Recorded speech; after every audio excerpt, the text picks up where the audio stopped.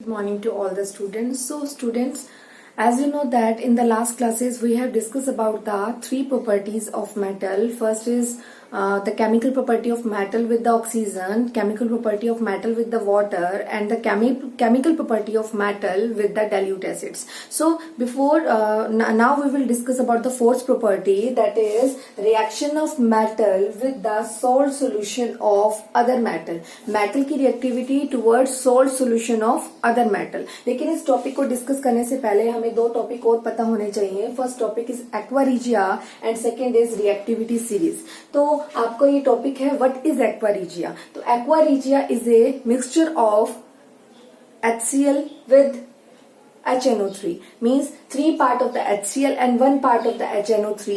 This combination, this mixture is called aqua regia. ऐसे solution को हम aqua regia बोलते हैं जिसमें हमारे पास 3 part तो HCl का अवेलेबल हो और 1 part HNO3 का अवेलेबल हो. This mixture is called aqua regia. Fine.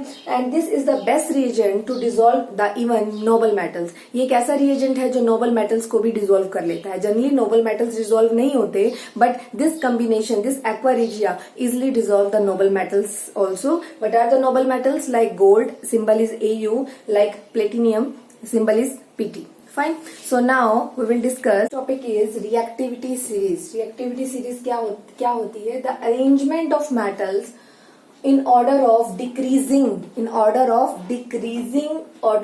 of their reactivity is called reactivity series. The arrangement होता है कुछ metals का in order of their decreasing reactivities is called reactivity series. तो ये कुछ metals मैंने आपको शो किए हैं, पोटेशियम से लेकर प्लेटिनियम तक. ये कुछ metals हैं जो ये रिप्रेजेंट कर रहे हैं. पोटेशियम इसे हाईली, जो टॉप पर प्रेजेंट है metals वो हाईली रिएक्टिव मेटल है, जो नीचे प्रेजेंट है बॉटम पे वो लिस्ट रिएक्टिव मेटल है. तो ये हमारे क्या है, जो मैंने टॉप पर दिखाए हैं ये हमारे मोस्ट रिएक्टिव मेटल्स दिखाए हैं, मोस्ट रिएक्टिव मेटल्स.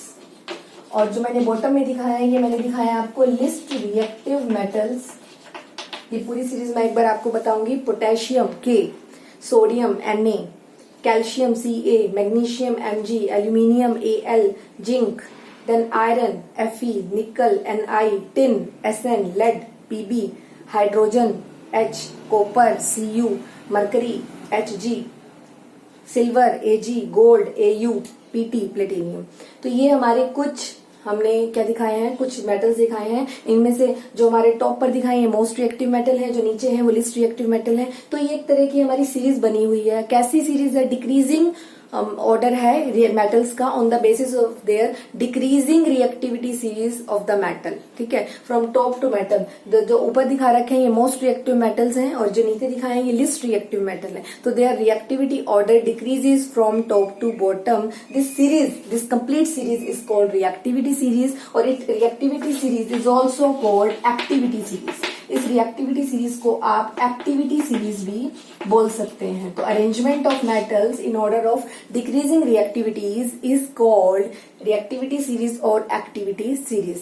अब इसमें कुछ मोस्ट रिएक्टिव है, कुछ लिस्ट रिएक्टिव है. ऐसा क्यों होता है? जो मेटल्स अपना इलेक्ट्रॉन जल्दी से लॉस कर देते हैं तो वो मोस्ट रिएक्टिव मेटल में काउंट होते हैं. जो मेटल्स आसानी से अपना इलेक्ट्रॉन लॉस नहीं करते वो लिस्ट रिएक्टिव मेटल्स में काउंट होते हैं. तो ये कंप्लीट अरेंजमेंट है, ये पूरी सीरीज मेटल्स की है. तो कुछ मोस्ट रिएक्टिव मेटल है, कुछ लिस्ट रिएक्टिव मेटल्स हैं. ये सीरीज आपके लिए बहुत इंपॉर्टेंट है. बहुत से टॉपिक्स क्लियर करने के लिए रिएक्टिविटी सीरीज हमें पूरी की पूरी क्लियर होनी चाहिए, अच्छे से हमें आनी चाहिए. तो ये पूरी की पूरी आप याद कर लेंगे. तो अब मैं आपको ये टॉपिक भी बताना चाहती थी. एक तो मैंने अभी आपको बताया aqua regia and second topic is reactivity series. ठीक है, now we will discuss our fourth property of metal, the property that metal react with the salt solution of other metal. ठीक है, property that reaction of metal with the salt solution of other metal.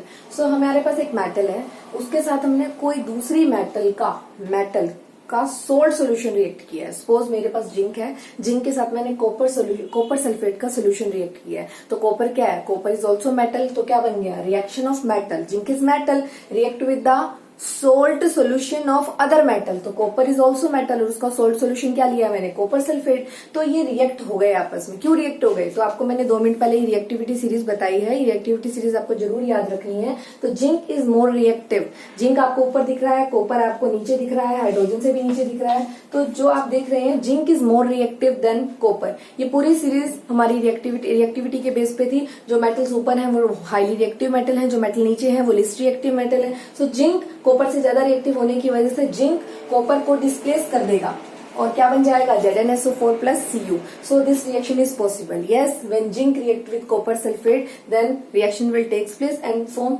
ZnSO4 plus Cu. So this reaction is possible, right? But when copper react with ZnSO4, जब copper को, solid copper को ZnSO4 में डालते हैं तो कुछ नहीं होता, कोई रिएक्शन नहीं होती। Why? Because copper is less reactive than zinc. और ये आपको ऐसे नहीं पता चलेगा, सबसे हायर क्लासेस में तो आप आराम से सीख लेंगे कि कौन सा लेस रिएक्टिव होता है, कौन सा मोर रिएक्टिव होता है, बट अभी आपको फिलहाल ये सीरीज याद करनी पड़ेगी। तो आप दिख रहा है कॉपर आपको जिंक से, जिंक ऊपर है, कॉपर आपको नीचे दिख रहा है, तो कॉपर जिंक को डिस्प्लेस नहीं कर सकता, so no reaction will takes place. तो एग्जाम में क्वेश्चन आता है कि why zinc react with copper sulphate but copper do not react with zinc sulphate, why? तो आप आंसर लिखेंगे because zinc is more reactive than copper, so it will displace the copper and form ZnSO4 plus Cu, but copper is less reactive बोल सकते हैं, या फिर हमारी series के अंदर बॉटम पे प्रेजेंट है तो लेस रिएक्टिविटी के कारण तो जो कॉपर है वो जिंक को डिस्प्लेस नहीं कर सकता, सो रिएक्शन हमारी कंप्लीट नहीं होती है। तो ये क्वेश्चंस आपको बहुत अच्छे से याद रखने हैं और आपको दिख भी रहा होगा कुछ हद तक, आप ये फर्स्ट चैप्टर में पढ़ भी चुके हैं व्हाट इज डिस्प्लेसमेंट रिएक्शन। तो ये आपको पता भी है, highly reactive metal displace less reactive metal, वहां भी आपको ये सीरीज जरूर आनी चाहिए थी फर्स्ट चैप्टर में भी। तो ये सीरीज आपके लिए हर चैप्टर के लिए बहुत ज्यादा इंपॉर्टेंट है, ठीक है। तो आपको पता चल गया कि जिंक मोर रिएक्टिव है कॉपर से, तो वो उसको डिस्प्लेस कर लेगा, this is a displacement reaction. इसी तरीके से एक एग्जांपल मैंने और लिया है, कॉपर विद AgNO3। तो कॉपर यहाँ है, Ag और भी नीचे है, तो कॉपर Ag को डिस्प्लेस कर देगा, so the reaction is possible. The Cu plus AgNO3 तो क्या बन जाएगा, copper nitrate plus Ag, so reaction is possible. But अगर हमने सिल्वर को कॉपर सल्फेट के साथ रिएक्ट कराया तो क्या सिल्वर Cu को डिस्प्लेस कर सकता है, नहीं। Cu का कंपैरिजन में सिल्वर लेस रिएक्टिव है, तो जो Ag होता है, Ag is the silver which is not able to react with the copper sulphate because copper is more reactive than silver. तो reaction, no reaction will takes place, क्या होगा, कोई reaction नहीं होगी, ठीक है। तो दिस टाइप ऑफ क्वेश्चन जो है हमारे बोर्ड एग्जाम्स में आते हैं कि ये जिंक, सपोज मैंने एक एग्जांपल अभी लिया था कि why zinc react with copper sulphate, ठीक है, but copper do not react with zinc sulphate, तो आपको आंसर देना है on the basis of their reactivity series. So this is the fourth property of metal that are react with the salt solution, ठीक है, of other metal, fine. So आज के लिए इतना ही। तो ये जितना भी वर्क अभी कंप्लीट करा है ये अपनी फेयर नोटबुक में नोट कर लीजिएगा। Now in the next class we will take a remaining unit that are remaining, the number of topics are remaining in this unit, so we will take further.